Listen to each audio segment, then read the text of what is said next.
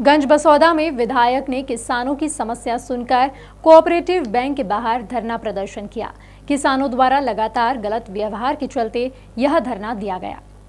गंज बसौदा में विधायक निशंक जैन को किसानों के द्वारा बार बार शिकायत मिल रही थी कि कोऑपरेटिव बैंक के मैनेजर द्वारा भुगतान नहीं किया जा रहा है और किसानों के साथ मैनेजर और कर्मचारियों द्वारा दुर्व्यवहार किया जाता है, जिसके बाद विधायक ने किसानों के साथ धूप में बैठकर धरना दिया और वहीं पर बैंक मैनेजर को बुलाकर चर्चा भी की। हमें जानकारी मिली कि कोऑपरेटिव बैंक में जो किसानों की बैंक है, वहां पर हमारे किसान बाहर धूप में खड़े हैं, ना बैठने का इंतजाम है, ना पानी का इंतजाम है।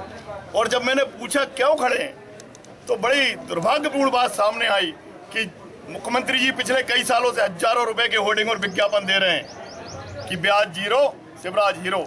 और जिन किसानों ने 28 फरवरी के पहले अपने बैंक क्लियर कर दी, वो अपना पैसा वापस मांगने के लिए पिछले 1.5 महीने से संघर्ष कर रहे हैं। इसलिए आज हम इस बैंक में आए थे और हमने अधिकारियों से कहा है आप शीघ्र पैसा वापस करें।